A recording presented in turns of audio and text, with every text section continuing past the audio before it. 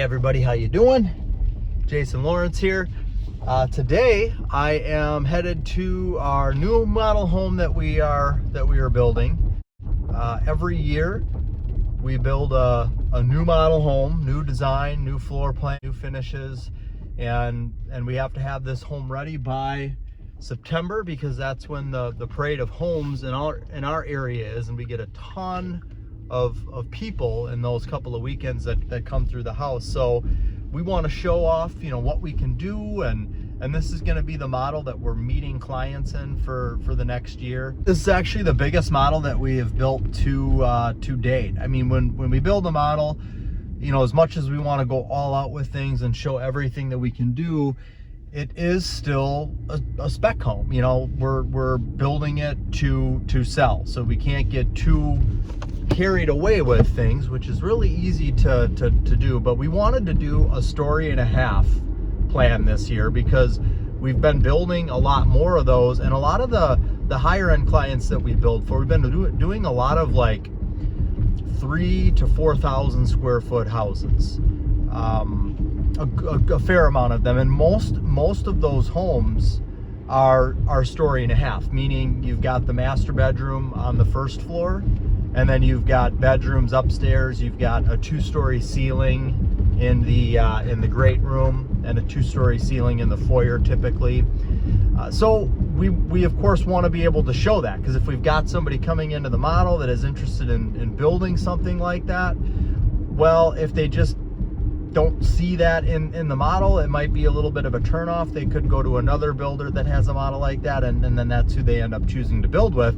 And I know that happens because it just happened. And I was kind of disappointed about that. And it was really just because it was somebody that didn't know us. They'd never really heard of us before. They didn't know our reputation. The people that do know us and know our reputation and have had friends or family that have built with us, they understand that even if they're coming to our model and it's smaller than what they want to build, they still understand, and they know our reputation. They know that we can pretty much do anything, and they can see the even though our model that we're currently in right now is a little bit smaller, it's just under 2,200 square feet, it still has the state-of-the-art finishes. It has the most trending finishes, and it's still a great home. So anyways, heading there right now. One thing that we have implemented into our home building process are 3D renderings. Don't worry, I can still see. So these 3D renderings that we've been doing are very helpful. Once we get the blueprints drafted and we get the home priced out and everything's good to go and still proceeding there, and we're kind of starting the selections process, we're getting all the 3D renderings done, which is really helpful for a lot of different aspects of the build. First and foremost, if we've got a client that is in between a few different exterior color schemes, they can see the house in different color schemes.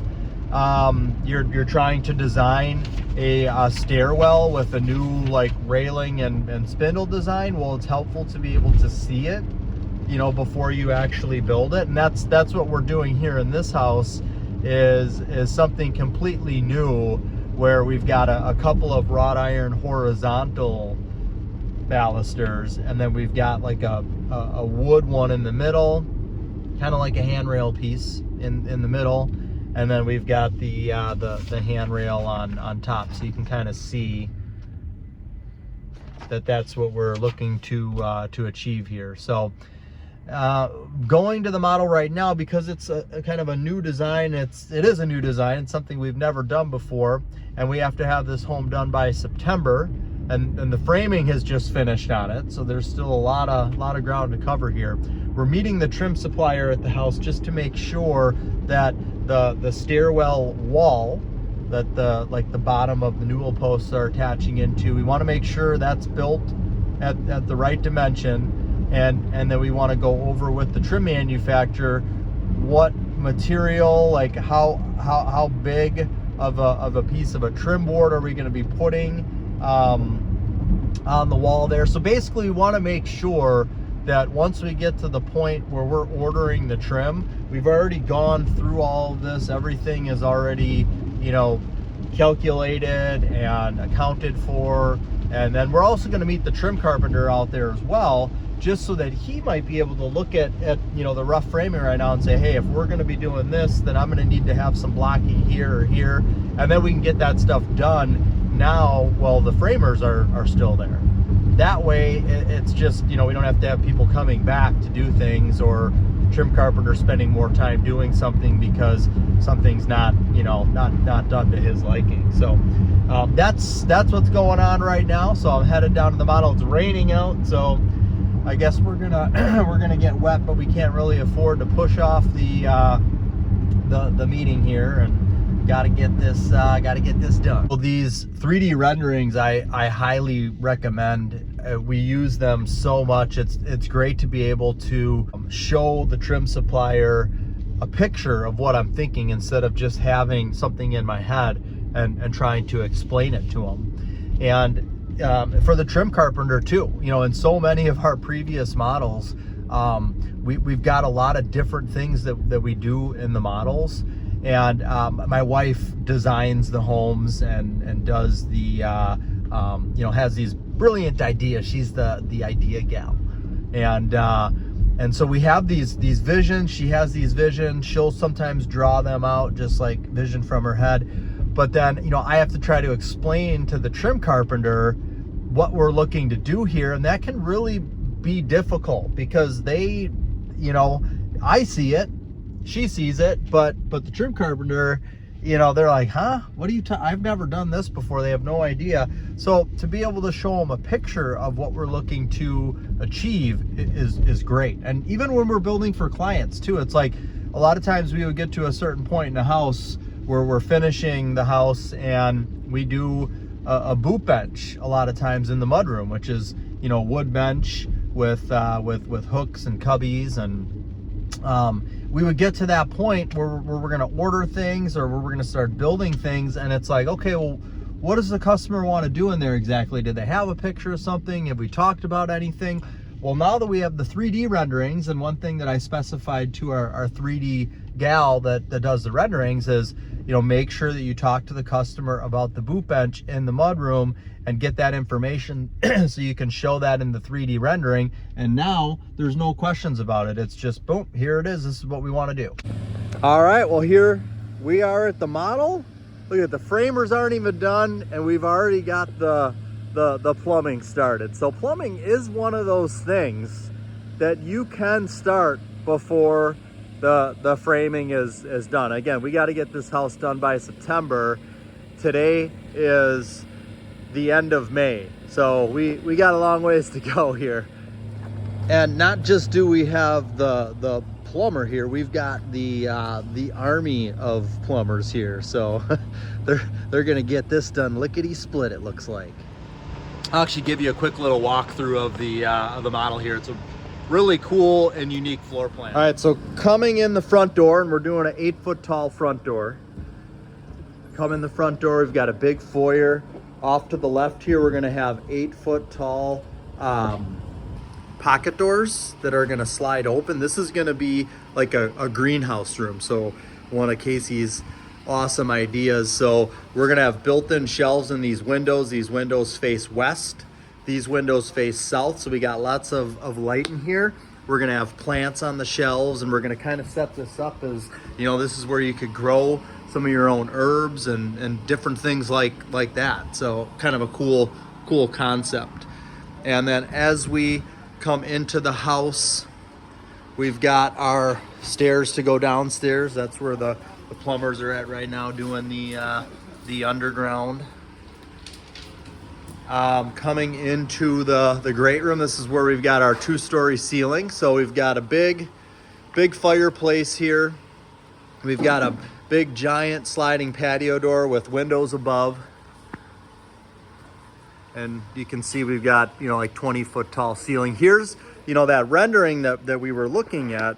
And this is really cool and helpful to be able to, you know, here's where we're at here. You know, this is ultimately what that's going to look like. So front door opening there, stairwell there. Yeah, pretty cool, huh? So, and then there will be a loft overlooking the rest of the great room. Master bedroom is back through here. This is the part that's very different. So this is the kitchen, and then that is the dining area. That's actually going to be an arched window. We're doing black windows, black interiors. So this is going to be all cabinets. So we'll have cabinets, stove, really cool range hood, fridge, and then the cabinets will also go all the way into the dinette. So this is going to be like buffet type cabinetry.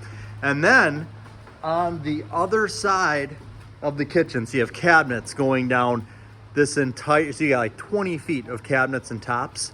And then over here, because we did not do a walk-in pantry in this home, floor to ceiling pantry style cabinets going all the way down to this opening here, which actually goes into the mudroom. So, and then our island, we've got like a 12-foot long island that's going to be in the middle. So your view from the great room looking into the kitchen is going to be just awesome, with cabinets going all the way down both sides. That arched window there, very, very unique. It's definitely a different concept. So, and then we've got the, kind of hard to see here, but you know, you come in from the garage, big mudroom, wood locker bench here. One thing I do want to point out, since we're walking through the house here, so anywhere in the house that we are going to have cabinetry and countertops, we always use engineered studs. So you can see this is different than a typical, we got 2x6. This is your normal dimensional lumber. This is an engineered stud. The reason that we use these on the walls here is because these won't twist, they won't bowl, they won't warp. And so if we're putting cabinets and countertops against a wall here, we don't want separation. We don't want the cabinets pulling away, the tops pulling away. Basically, we're never gonna have to go back and fix an issue because of that. So it does cost more to use these in a house, but it ensures that we're not gonna have issues along any walls that have cabinetry or countertops. So I would recommend it, just because that's what we do. But I guess if you are trying to hit a certain price point, we're, I would say, more of like a higher end custom builder. So this is something that we feel is completely necessary in the home to do. If you're trying to hit a certain price point and, trying to get houses sold for, 400, even 500,000, then you just may not be able to do that. But that was just one thing I wanted to point out. Well, our trim supplier had an unfortunate, he got hit. Not him, but his car at a gas station, and he's trying to sort out insurance and stuff like that. So we've got to reschedule for tomorrow. But yeah, I guess the tip here is, if you're doing something new and you don't want there to be hiccups with it, set up a meeting at the house and go over what you're looking to achieve there. The more meetings, the more detail people have, the more explanation, the more you can see them face to face, the easier things go. So, all right, well, that's all I've got until the next one. Take care. See you next time.